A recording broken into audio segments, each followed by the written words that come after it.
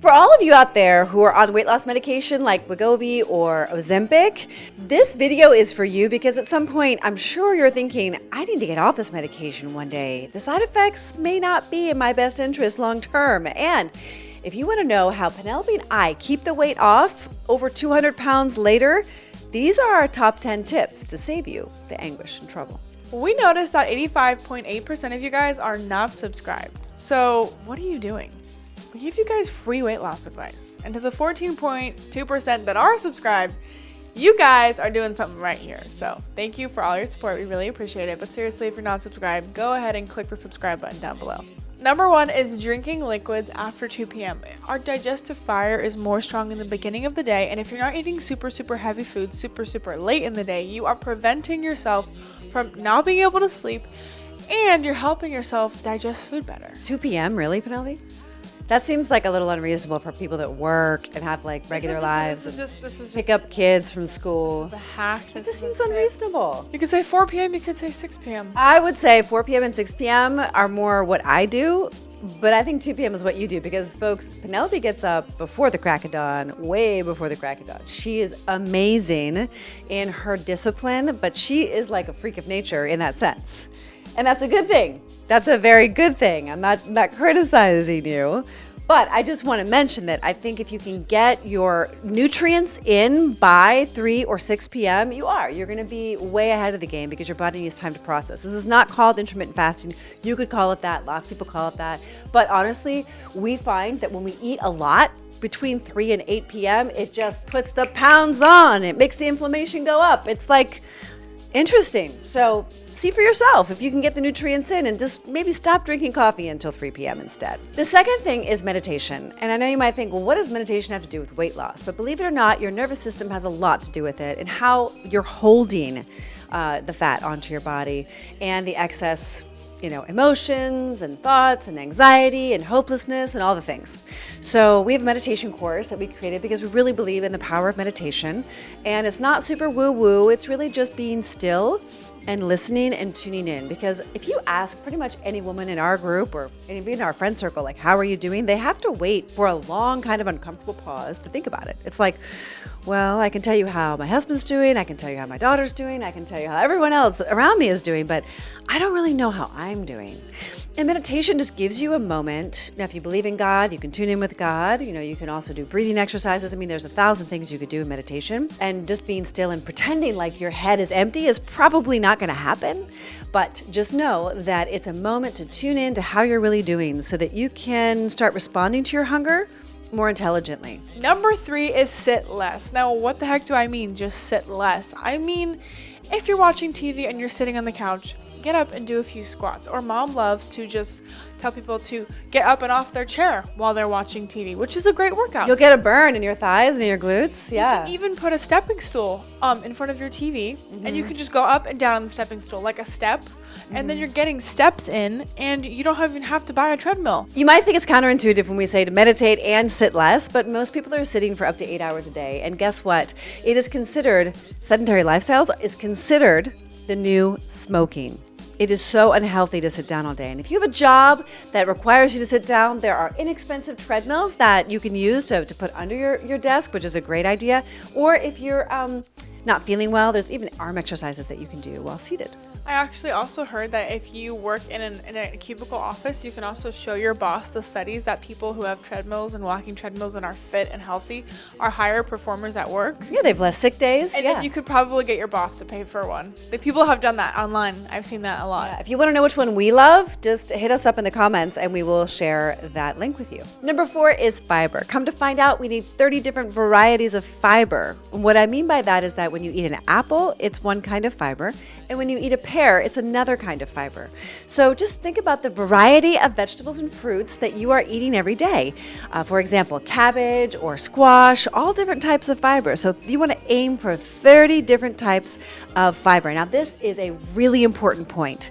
It's not about the amount of grams per day. Yes, okay, it could be about the amount of grams per day, but more importantly, it's about the variety, and that helps you to rebuild your gut microbiome.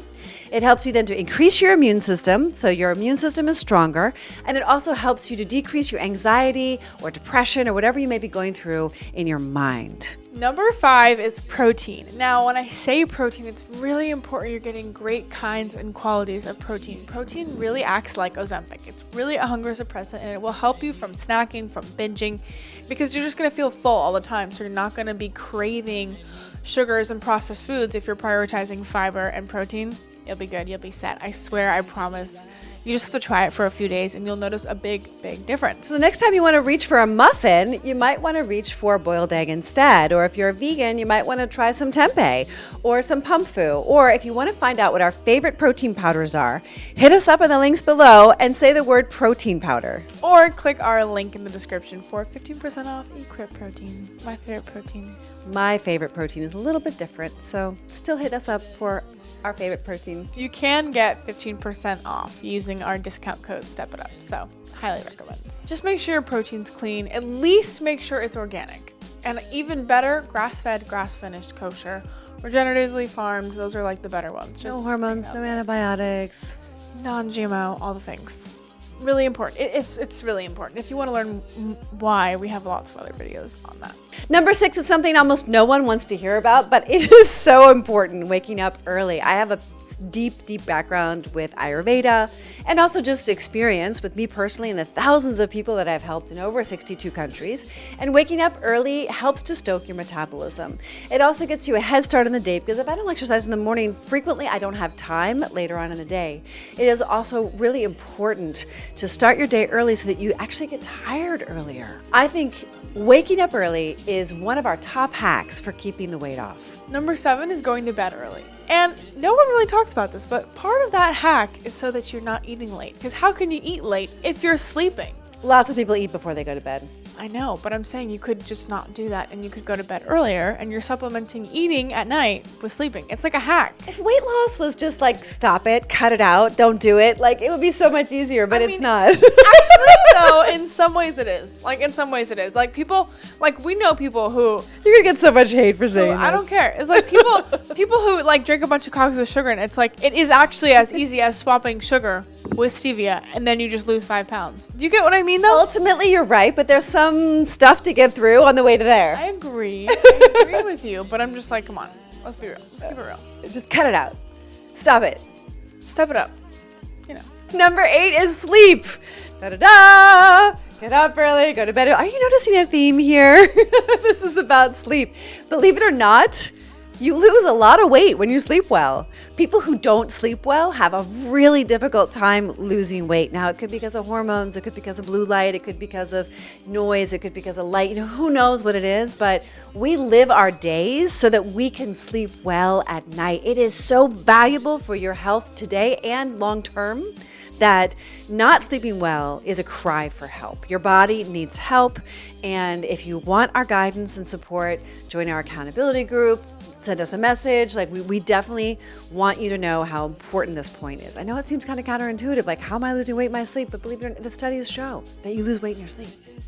And you got to sleep well in order to just function normally. Another one is cardio, but I would like to add that cardio in the morning before all the rest of the world is awake and rising and doing stuff, if you can, and if your work schedule allows, do the workout right when you wake up. Like, do the cardio, do the hard workout that's going to push yourself and make yourself sweat before you take care of everyone else, because it might not happen if you don't do that. I mean, it's ideal, but I just get it in whenever. You can do it at lunch break, you can do it after work, you can do it whenever. Just get it in. But I agree, first thing in the morning is my hack. And we notice that people who don't do that, we see them suffer. Because you're tired by the end of the day, and sometimes it's just what I always find is hunger and the workout collide.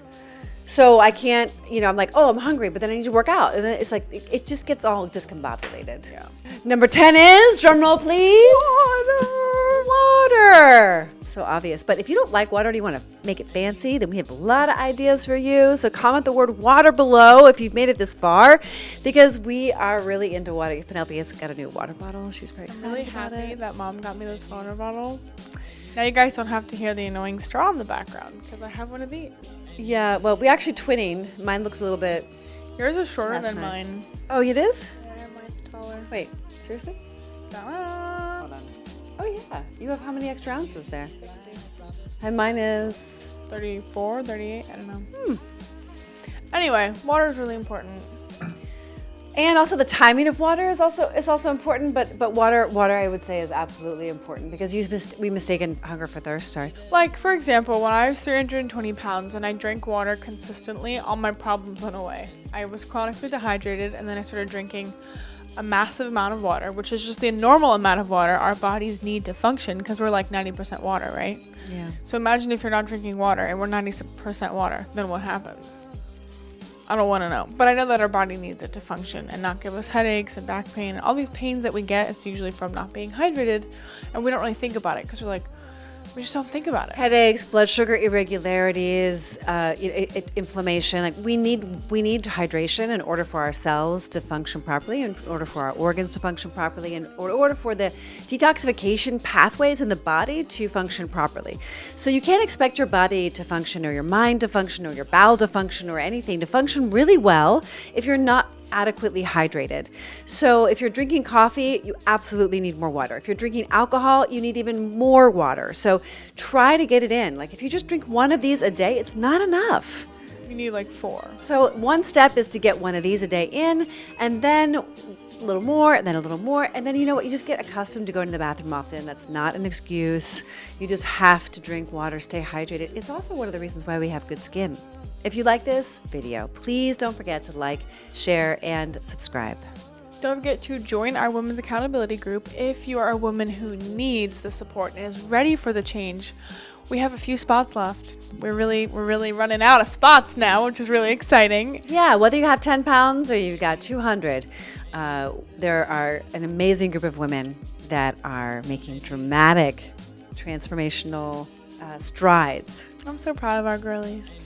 So proud of them. So comment down below if you would like to learn more about our program, and or just click the link in the description to join our program today.